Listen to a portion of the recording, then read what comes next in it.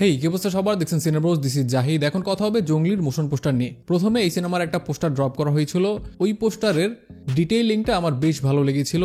এরপরে টেকনিক্যাল কিছু ইস্যুর কারণে এই সিনেমাটা পেছানো হয়। ফাইনালি তারা সিদ্ধান্ত নিয়েছে যে 2025-এর ঈদ উল ফিতরে এই সিনেমাটা মুক্তি দেওয়া হবে। এখানে আরো একটা ব্যাপার অ্যাড করি, এই সিনেমাটা শাকিব খানের বরবাদ সিনেমাটার সাথে ক্লাশ করবে। এর সাথে আরো বেশ কিছু সিনেমা আছে। এবারে এই মোশন পোস্টারটা নিয়ে যদি কথা বলি, মোশন পোস্টারটা আমার কাছে কেমন লেগেছে, এটা নিয়ে আমার ফার্স্ট ইমপ্রেশন হলো চমৎকার। মোশন পোস্টারটা এক কথায় চমৎকার হয়েছে। প্রতিনিয়ত আমরা বাংলাদেশি সিনেমার পোস্টার, টিজার, ট্রেইলার এবং মোশন পোস্টারের কথাও যদি বলি, এসব সেগমেন্টে দিনের পর দিন আমরা অনেক উন্নতি করতেছি, যেটা রিসেন্ট টাইমে আপনি যদি খেয়াল করেন স্পষ্ট ব্যাপারগুলো দেখতে পাবেন। একটা হিরোর জন্মদিনে বা তার স্পেশাল কোনো দিনে একটা প্রমোশনাল ম্যাটেরিয়াল ড্রপ করা, এই ব্যাপারটা কিন্তু সাউথ ইন্ডিয়াতে একসময় খুবই জমজমাট ছিল এবং সেই ব্যাপারটা থেকে কিন্তু আস্তে আস্তে আমরাও অনেক ব্যাপার ইমপ্লিমেন্ট করতেছি নিজেদের ইন্ডাস্ট্রিতে। তো মোশন পোস্টারটা আমার কাছে বেশ ভালো লেগেছে। ফার্স্টে যে ব্যাপারটা নিয়ে আমি কথা বলবো সেটা হলো এখানে সিয়াম আহমেদের লুকটা আমরা অলরেডি দেখেছি, বাট স্টিল জঙ্গলি নামটার মধ্যেই কিন্তু একটা অগোছালো রাস্টি ব্যাপার আছে এবং সেটার সাথে আপনি যদি এখানে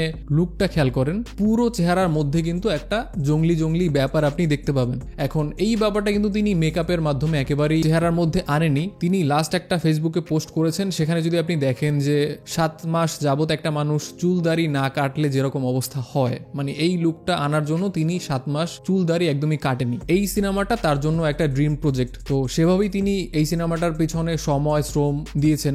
সাধারণত যেসব ক্যারেক্টার আমরা সিনেমায় দেখি, বাংলা সিনেমায় তারা জাস্ট সেটে আসে, তার টেক দেয় এবং অন্য সিনেমার শুটিং এ চলে যায়। এটার একটা জলজ্যান্ত উদাহরণ হলো আমাদের মিশা সওদাগর। মানুষ যেরকম জামা কাপড় বদলায়, তিনি জাস্ট তার ক্যারেক্টার বদলায়।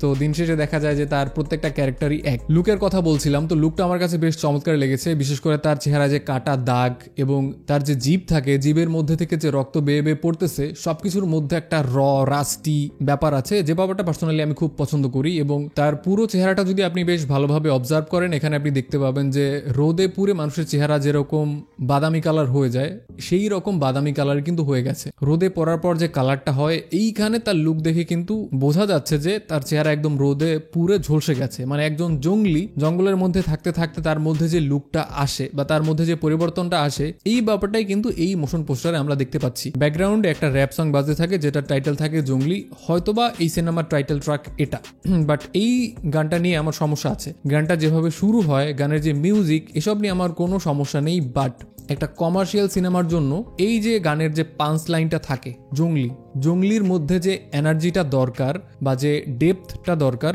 সেই ব্যাপারটা কোথাও গিয়ে আমি খুঁজে পাইনি। পুরো গানের যে লিরিক্স, সেটা নিয়ে আমার কোনো সমস্যা নেই, মিউজিক নিয়ে কোনো সমস্যা নেই, বাট পাঞ্চ লাইন জঙ্গলি, এখানে যে একটা এনার্জির দরকার ছিল, সেই ব্যাপারটা আপনি হয়তো কোথাও গিয়ে খুঁজে পাবেন। জঙ্গলি, সিয়াম আহমেদ এবং এম রহিম, এই সিনেমার যে ডিরেক্টর, দুজনের জন্যই বেশ চ্যালেঞ্জিং একটা প্রজেক্ট হতে যাচ্ছে। কারণ সিয়াম আহমেদের ক্যারিয়ার যেভাবে শুরু হয়, বেশ ভালো একটা স্টার্ট কিন্তু তিনি করেছিল।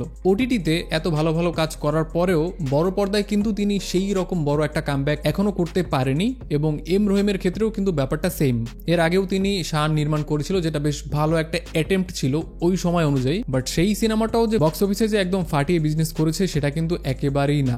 এখন বাংলাদেশে একটা সিনেমা সাকসেসফুল কিভাবে হলো নাকি ব্যর্থ হলো, এই ব্যাপারটা জানতে হলে আপনাকে আসলে সিনেমার যে প্রডিউসার বা ডিরেক্টরের ফিগার শুনে তাদের কথা বিশ্বাস করতে হবে, সেটা কিন্তু একেবারেই না। আপনি যদি ওই ডিরেক্টরের পরবর্তী সিনেমার প্রোডাকশন কোয়ালিটি খেয়াল করেন, তবেই বুঝতে পারবেন তার এর আগের সিনেমা সাকসেসফুল হয়েছে নাকি বক্স অফিসে মুখ থুবড়ে পড়েছে। তো সেখান থেকে এই ব্যাপারটা একদমই ক্লিয়ার। এই সিনেমার ডিরেক্টর এম এ রহিম এবং সিয়াম আহমেদের জন্য সিনেমাটা খুবই ইম্পর্টেন্ট, কারণ এর মাধ্যমে সিয়াম আহমেদের বেশ ভালো রকম একটা কামব্যাক দরকার বড় পর্দায়। যদি আমাকে প্রথম পোস্টারটা এবং এই মোশন পোস্টারটার মধ্যে কোনটা বেটার সেই প্রশ্ন করা হয়, আমি বলবো দুইটার জায়গা থেকে বেশ ভালো, বাট পার্সোনালি আমার কাছে প্রথম পোস্টারটা অনেক বেশি ভালো লেগেছে, জাস্ট বিকজ অফ ওইটার যে ডিটেইলিং ছিল চমৎকার। মোশন পোস্টারটা আপনার কাছে কেমন লেগেছে কমেন্টে আমাকে অবশ্যই জানাবেন। এবং আপনার কি মনে হয় এই সিনেমাটার মাধ্যমে সিয়াম আহমেদ একটা হিউজ কামব্যাক করবে? এই যে মোশন পোস্টারটা, এটা নিয়ে যদি আপনার কোনো মতামত থাকে, সেটাও আমাকে কমেন্টে অবশ্যই জানাবেন। যদি আপনি এই চ্যানেলে প্রথমবার হয়ে থাকেন, দেন অবশ্যই সাবস্ক্রাইব করে দিবেন। আপনার সাথে দেখা হচ্ছে খুব শীঘ্রই। Till then, tata.